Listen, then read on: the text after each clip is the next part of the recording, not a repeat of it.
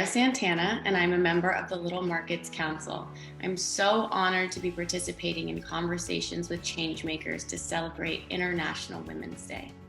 The Little Market is a nonprofit organization dedicated to empowering women, and this conversation is part of a series created to bring awareness to issues that impact women globally.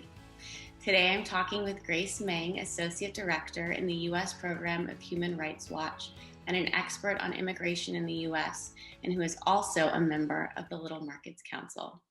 Welcome, Grace. Just a little context, I grew up in El Paso, Texas, which is on the border of Juarez, Mexico. So this is a topic that is really near and dear to my heart.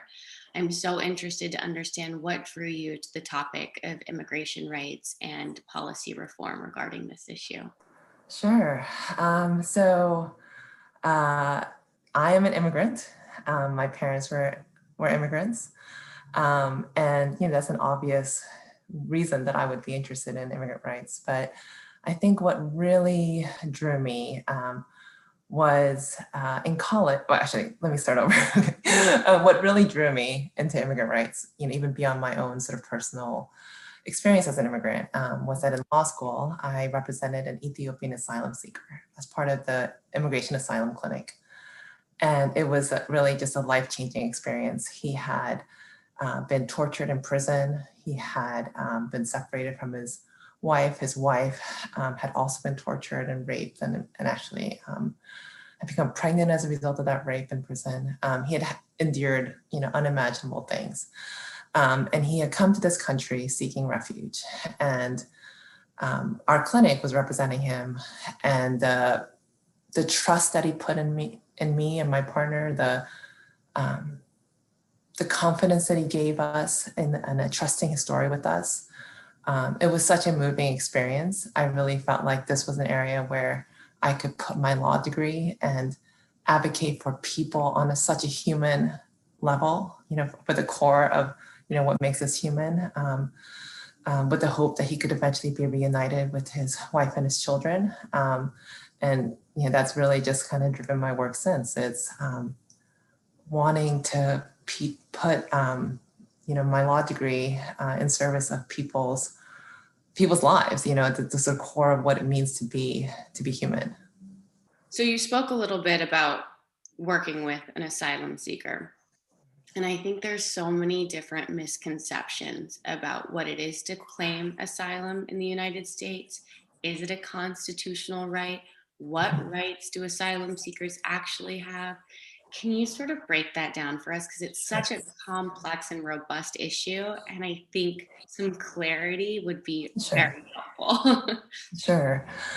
So the U.S. has really clear obligations under the Refugee Convention on how to treat people who come to this country seeking asylum, seeking refuge, seeking protection.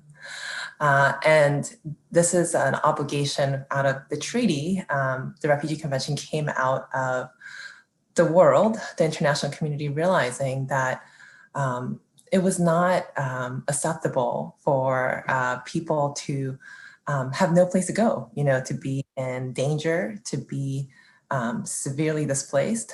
These are lessons we learned from World War II, from the Holocaust, from people who were displaced by World War II. And we agreed, as an international community, that if someone came and qualified, had been persecuted on the basis of, certain grounds, religion, ethnicity, there's very specific grounds that you need to prove, then countries who had signed this convention, this treaty, would consider their application for refuge. And so it is not optional for the United States to consider asylum seekers' claims. It is not appropriate to try to deter them, to prevent them from coming to present their claims. And I think people often say, there's a real misunderstanding about people who come to the border without a visa, who cross the border, without a visa, who are asylum seekers, saying, oh, they broke the law. They have every right to come and seek asylum. And we have an obligation to hear their claims, to really give them a fair hearing. So In 2018, at the height of the family separation crisis, I went back to my hometown of El Paso, and I really wanted to speak to everyone who was involved on sort of both sides. And I thought I offered a really unique perspective growing up on the border. Family separation is a policy that started actually in the Obama administration. Obviously, we saw it again in the Trump administration. And if you're paying attention, those of you who are watching, we also see that still continuing in the Biden administration are these camps where people are being separated, children are being taken from their families. What do we need to do, given that this is a constitutional right for people to be able to seek asylum in the United States? How do we create policy that can effectively allow people to come to the United States and stay together as a family? So, I think you're exactly right to recognize that the US has completely failed to protect the rights of families to seek asylum, and to separate children from their families is the absolute worst thing that a country could do in terms of protecting that right to asylum. I remember I came back from maternity leave right when the news was really breaking in the summer of 2018, and just feeling like in my body, in my bones, just how heartbreaking these accounts were. And what I think we need to recognize as a country is that there's so much discussion about border enforcement, maintaining the border, keeping people out. And that totally fails to recognize that enforcing US laws, like being a country of rule of law, also means really upholding asylum law and the right to seek asylum.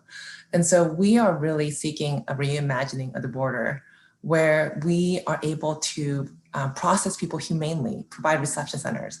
There are wonderful groups who are feeding families, who are providing diapers, who are doing so much good work on the ground. The government could do so much more to work with these nonprofits to provide reception centers that are welcoming, that give people a fair chance to seek asylum. And in the process of seeking asylum, don't lock up children, don't separate children from families. And, as you noted, Trump really did have a very new and different policy of mass family separations of children from their parents. But family separations do, and that ended on some level with an executive order under his administration, and the Biden administration has created a task force to reunite the remaining families that still have not been reunited with their children years later.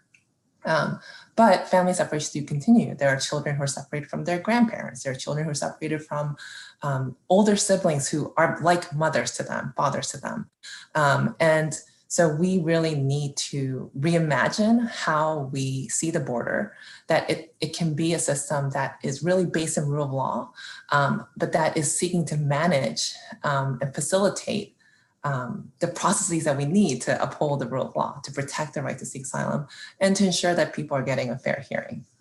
This idea that, border security and border safety is in direct result of the limitations of immigration, I know firsthand is untrue. El Paso, Texas is one of the safest cities per capita in the United States, whereas Juarez, Mexico is one of the most dangerous cities in the world. I grew up in a, thriving socioeconomic community. When the recession hit in 2008, El Paso was almost bulletproof from that. And in large part, it was because of the border that we share with Juarez. And because of the sort of diverse melting pot that we have created and the symbiotic relationship that we share. And so often I hear from people saying that if we let people come over, it is going to be dangerous. And I know that is not true. Can you sort of speak to that and how we're able to protect our US border and why we are a safe haven for so much crime that's going on across the border? Yeah, I hope I'm understanding your question correctly, but I love El Paso. I think you're so lucky you grew up there. It's such a fascinating city, and the way that I think people who live on the border, no matter what their political leanings, they know that their lives are intertwined with the other countries, right? Like trade and I think of all the people who just kind of go back and forth working.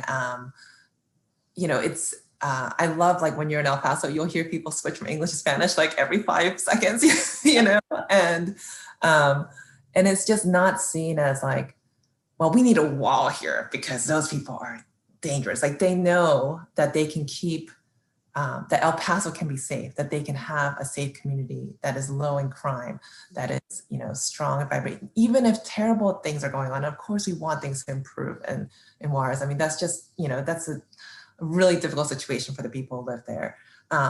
But the fact that El Paso is so closely intertwined with Juarez, that its economy, its well-being, its communities are intertwined, doesn't mean that the problems in Juarez are bleeding into El Paso. All the things that we are able to, keep El Paso and the U.S. side, safe.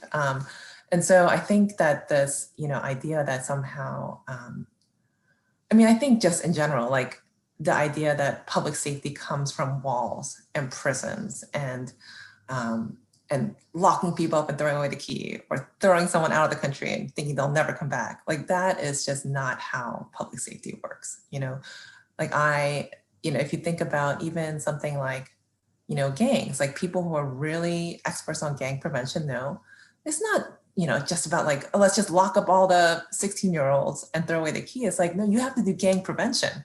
You have to be in the community. You have to provide alternatives to like gangs. You have to give kids a future. You're not going to get rid of gangs by just putting everybody in prison. That's just not going to actually get to the goal that we want, which is safety. So I think El Paso and so many show that you can that like just walling yourself off, pretending some other world doesn't exist. That's not how you get public safety. No, and it's proven that it doesn't have any relation to it. I think, you brought up a really good point about sort of this idea that walling us on and throwing people away and locking up the key as a way to prevent, the situation that we're in. There is a frame of mind that we sort of destabilize Central America and Latin America by doing just that, very, early on.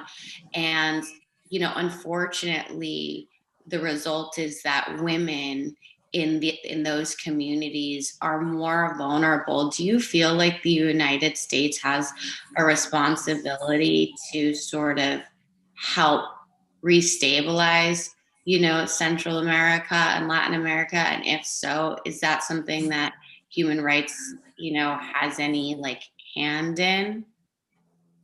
Yeah, that's a great question. I mean, we certainly have made, okay, so I think it's really important to look at the issue of migration holistically. One of the things that's really exciting right now at Human Rights Watch is that we are doing a lot more organization-wide discussions of migration. So, and even in the US program, even though we focus on US immigration, we've done research in El Salvador, we've done research in Mexico. We work very closely with the Americas Division.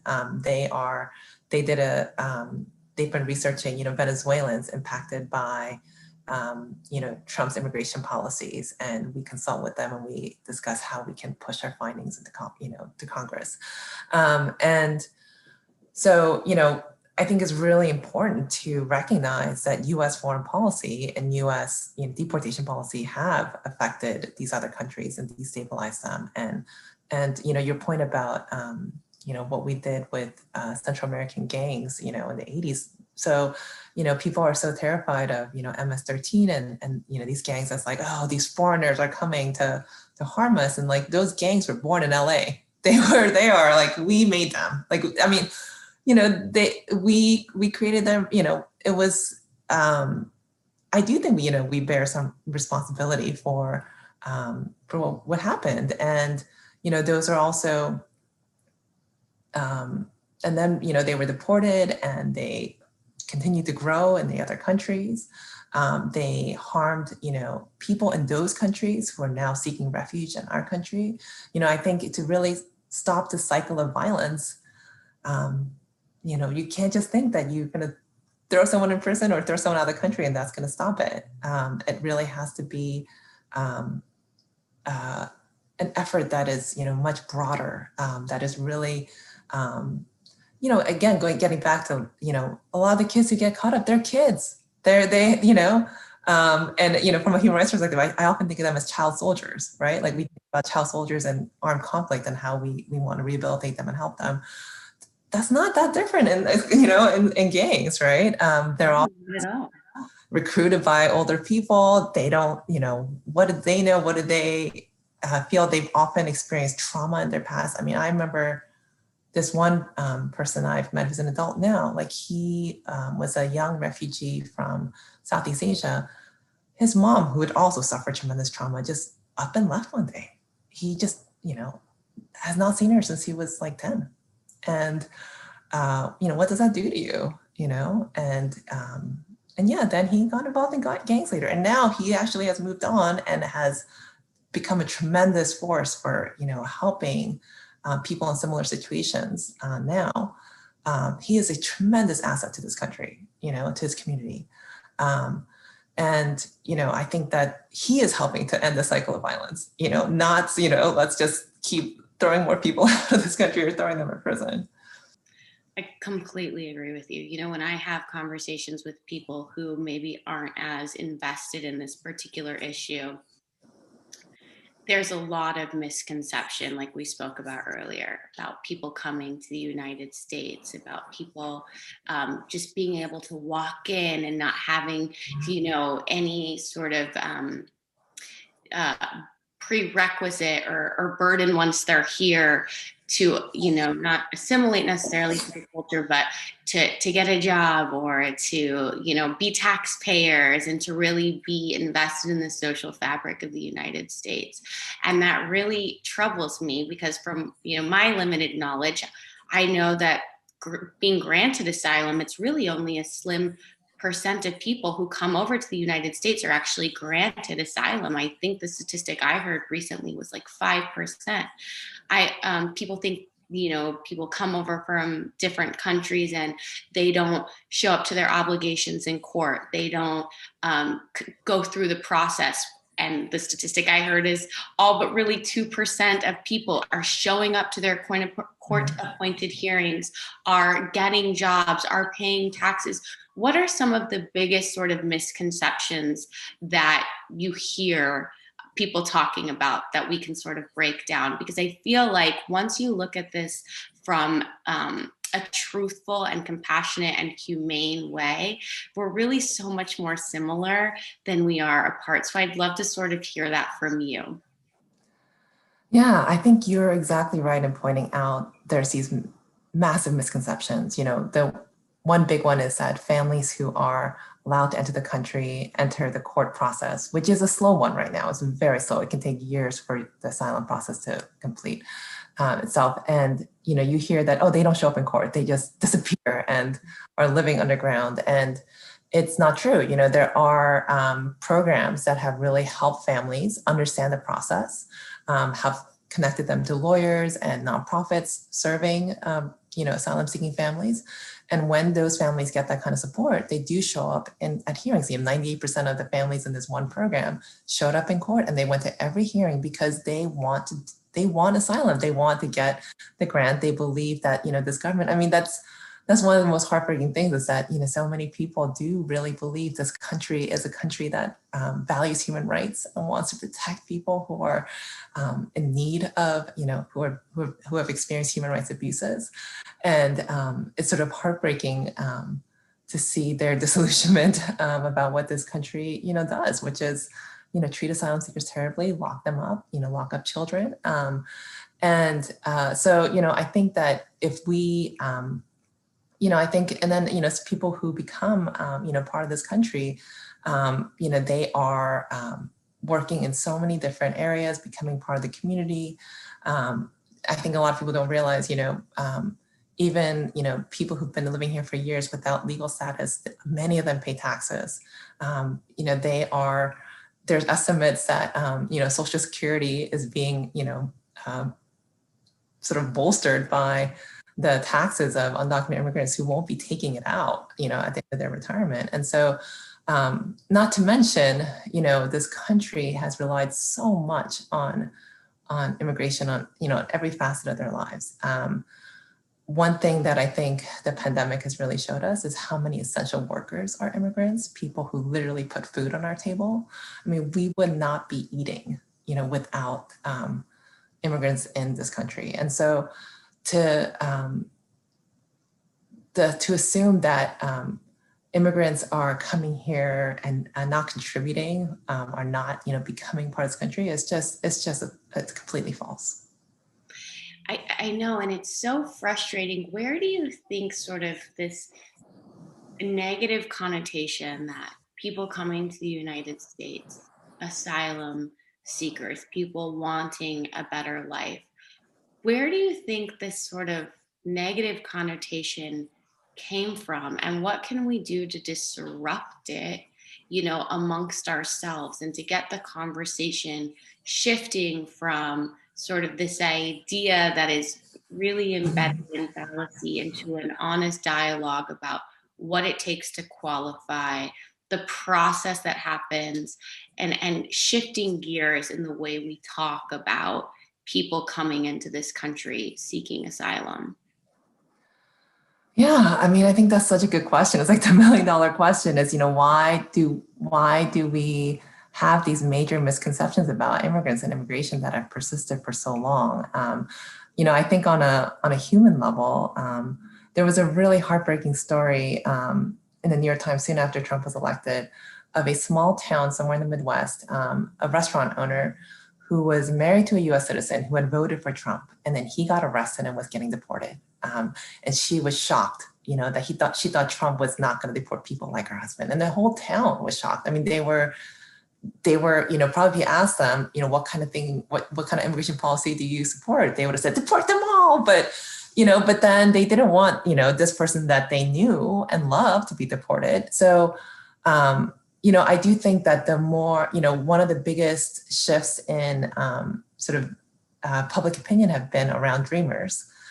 Because they came out, I think of them, it's very similar to the LGBT movement, where once you know someone, who is a dreamer, who's undocumented, who is an asylum seeker, it really makes you question your assumptions and the sort of wrong generalizations you've been making. And so, I think that the more that we can be bringing, real life stories to communities who don't understand what's happening.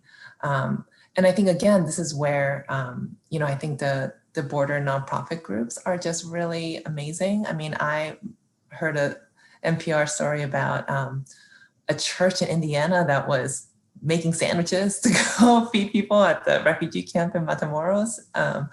And I think helping to draw the connection between, here's his mother, I know that you as a human being, if you saw someone hungry, you would want to give them a sandwich, How can we translate that very human desire to be in community, to recognize each other as humans? How can we translate that into policy? That's sort of, to me, the core of what I want to do. Oh, and I think that's, for me, that's what I always sort of come back to, is this issue seems to be so polarizing and so political, but really it's a humanitarian issue. And I feel like that's something that's being lost in agenda. There are great organizations. There's an organization, This Is About Humanity, that's based in Los Angeles, that does a lot of amazing work, both in my home state of Texas, but also in California with the California supporters. There's Las Americas Immigration Advocacy Center in El Paso, and Linda Rivas is a great friend of mine. A lot of people who are trying to bring that human element to bear, because when you strip everything away, we're all people, and I think that is just so missed. I wanted to shift gears a little bit, but it's still on the same topic, is the topic of DACA and sort of what that looks like. Again, I think I would love to hear in your words for people who are watching who maybe not as aware of what DACA is, because there's so, under the immigration umbrella, there's so many different elements. So we've touched on asylum seekers, but, in this last administration, there was a lot of policy that was going to negatively affect DACA recipients. And I think there were some questions about what that was and what that meant and who is DACA. So can you explain, one, what that is, and two, what's happening on that front right now? Sure. So the DACA program was created by President Obama, and it stands for Deferred Action for Childhood Arrivals. And it was an executive program, an administrative program that allowed people who had come to the US as children to gain sort of temporary legal status. It's actually part of it was honestly a stopgap measure. What we and so many other advocates have been fighting for many years is legislation that would provide legal status for all these people who came to the US as children. And the idea was that, people who've come to the US as children, who have been here, in some cases, like they came here when they were like 9 months old, they've grown up here. They know nothing but this country. I've met people who are facing deportation in countries where they don't speak the language, and yet, there was no way for them to get a job where, you need work authorization to go to school, to become sort of a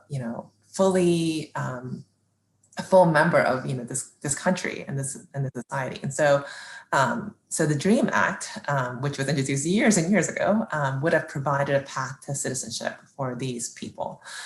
This group of, they're no longer children, they were adults now, but people who came to the US as children. And even though I just have to say this because I don't think it's obvious, it's enormously popular. Like Republican support, if you poll people, across country, Republicans, Democrats, Trump supporters, you ask them, do you think that children who came to the US, people came to the US as children should have a path to citizenship? They will say yes. People recognize that this is just so unfair. And yet it's never been able to pass as a law. It actually, a version of it passed the House last year, but it has not yet ever passed Congress. And so what President Obama did after tremendous organizing by, the directly affected people themselves, he created the DACA program, which gave them, temporary work permits. So it's not, you're kind of living in limbo. And like the people I know, even before Trump came along, they were kind of thinking, oh, when is, like, can I get a job if the employer knows that my work authorization expires in 2 years? And then Trump came along and said, oh, I'm getting rid of the program. And there was a lot of litigation. I can't imagine what it was like to live, that way, like not knowing if you could continue studying, continue working, what your future might be, in this country. And so now, Biden has promised that he will, not take the position Trump did with respect to DACA, but of course we all still want a more lasting solution. And so, that is something that people are pushing for in this Congress right now. I think, the more we can support and let our legislators know, wherever you live, like this is something you support, that would be tremendous. I love that. Speaking of what is happening in this administration and the legislation that needs to change, and I know this is such a robust issue, and oftentimes when I talk about it, people are like, okay, well then what would you do? It's like, I'm not a politician and I don't have all the answers, but I love being able to have conversations about ideas that we think would be forward moving. So I'm throwing that question to you, Yeah. you could really get in there and cultivate meaningful change. What would that look like? We there's a lot of details, honestly, that do need to be fixed, right? So I'm not going to go into all the sort of wonky details, but years ago, I worked with Human Rights Watch to create a roadmap, what kind of reform is needed. And the principles were so straightforward, protect family unity. Let's really protect families. And there's a lot of different ways that you can do that to make it easier for people to legalize, get legal status for their loved ones, including, creating a path to citizenship for, 11 million documented immigrants. Let's really protect due process. Like, let's really make sure that people get a fair hearing, whether they're seeking asylum or they're facing deportation. Let's make sure that, if you're being, one thing that people don't realize is that you can have a green card and get deported for something very minor and something more serious. But the concept of family unity often kind of goes out the window. I've met people who, who have committed, a serious offense years ago. They have moved on. They are like living their best lives. And then ICE comes along and says, oh, you got to leave this country and you'll never come back. Never. Like, we won't even give you a tour visa to visit your family again. That's just like not in keeping with human values of like rehabilitation, and how we think that people can change. We believe in protecting workers and preventing crimes and making sure that the vulnerable are protected. I did a report on farm workers who are often so vulnerable to sexual violence and sexual harassment at work because they're undocumented, because, when their, foreman says, you have to sleep with me to keep your job, they're too afraid to speak out. And we need to make sure that people who are in that position, are able to speak out, are able to assert their rights. And, to me, those are very simple principles. There are a lot of details out to make those, to put them into action. But I think those are principles that we can agree on, as a country. Completely agree. This is a conversation about predominantly helping women, and you have done a lot of work to protect the rights of women, specifically migrant women. And I'd love to hear, I know you touched on it, but what sort of resources and work is Human Rights Watch working on to help protect women in vulnerable circumstances? Can you elaborate a little bit on that? Sure. So one of the first big projects I did for Human Rights Watch was an extensive report on farm worker women and girls and their experiences with sexual harassment, sexual violence. And I'm proud to say that I worked with a lot of people who are, now quite well known in the Me Too movement, the Alianza Nacional de Campesinas and others, who, I love that they've become household names, but they were, sharing with me their members, their community members' experiences with sexual assault, with harassment, and talk about like really not feeling like you have any options. I remember meeting a young woman who, the foreman just, kept raping her. And she was all alone. She didn't feel like she could go anywhere. She got pregnant. The only reason that she finally found some help is that, she went to seek some help at a social service agency about the pregnancy. And they said, well, how did this happen? Who's father? And it all came out. And they're like, oh my goodness, we have to go report this to the police. And the thing that really sticks out to me about this story is that she said that she didn't go to the police because she thought they would put her in jail because she said to herself, I'm illegal, and not a word I would ever use, but she felt that way, that she didn't have the right to say, this is unacceptable.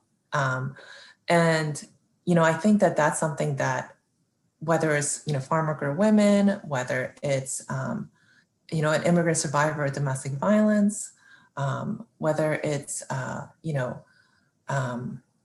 mother who got deported away from her children, it's, this is very much, I think,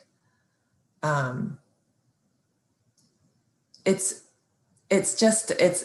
very much, a women's issue, like that any woman can understand, like in her bones, right? And I think that that's been, become even, as I've been a Human Rights Watch 10 years. So, in the beginning, I wasn't married, I didn't have kids. And like, the more, all these different personal ways, I have like different connections with the people that I meet. And it just becomes, really clear, as you said earlier, like there's kind of the shared humanity that we have, and it's definitely a huge propeller of my work. Ugh, some of these stories are just so hard to hear.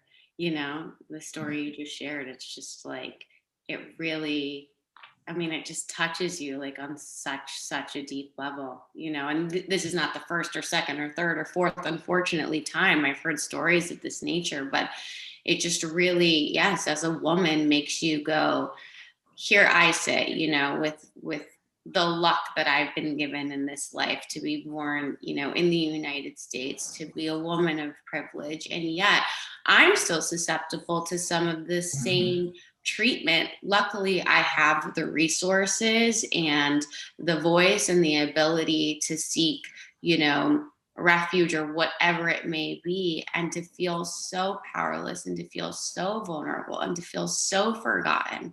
It's like you can't shake that. And I really do believe, why this conversation was so important for me to have, as my eyes water, is that I really do believe if we have conversations like this and we can focus on one another's humanity, then we're really tapping into the human experience. And I think that's where change is enacted, right? It's we all come together, we share experience, and then we're able to go to people who can enforce policy and enforce change and advocate on the behalf of those who cannot advocate for themselves.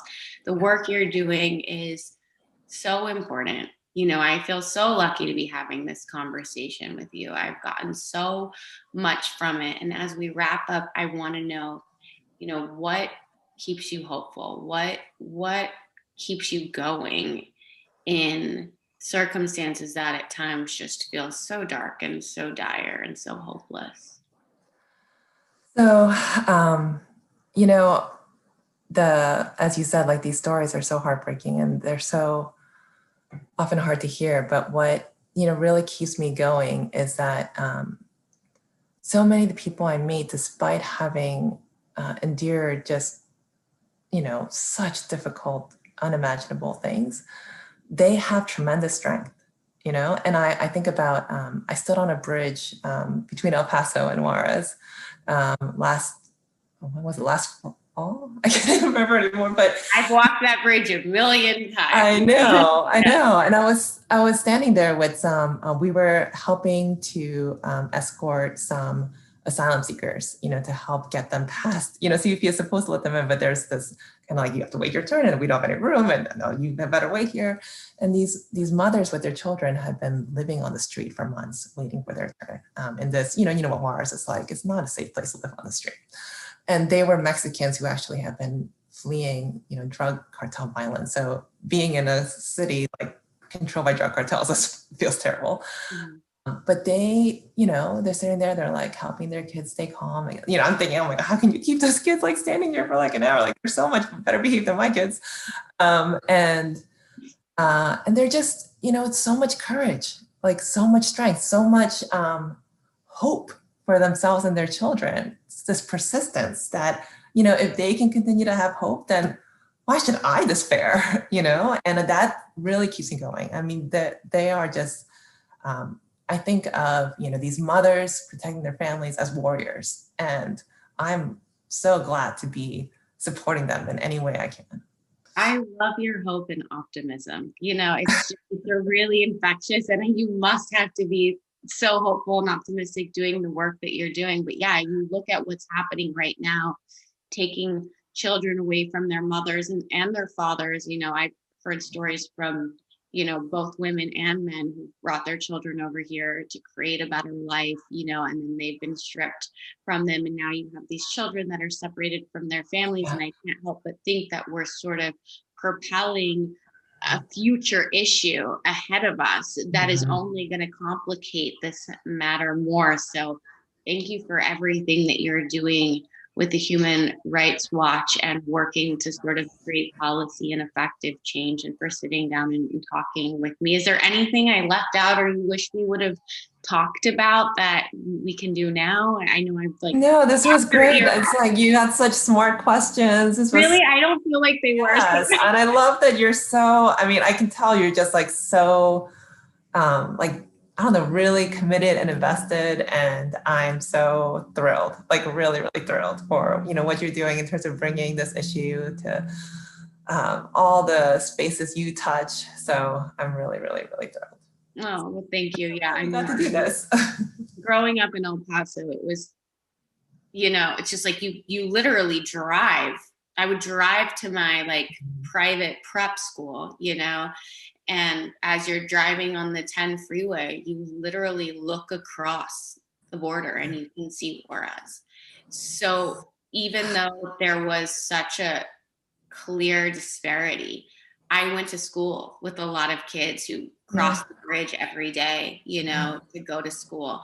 I lived and worked and had friends and family that were on different sides of, you know, the immigration issue, whether they were DACA or whether they were here without citizenship or whether they lived in Ciudad Juarez and came over to work. And so for me, part of the beauty of growing up in a city like El Paso is that compassion and humanity was sort of always was the central theme. I knew that it was the luck of the draw, but I also knew that we were all human. And so it really instilled a compassion in me and a sense of empathy that I really like to try and remind people, because politics can be so polarizing. And so what I think really is at the heart of this conversation is like, screw where you sit on the aisle or how you vote. This is about people, you know, this is about people and remembering that we all want the same thing. And the work that you're doing is, you know, a testament to the beauty of humanity. And thank you for sharing your story and talking with me. Oh, thank you. Thank you so much. It's been so fun. Yeah.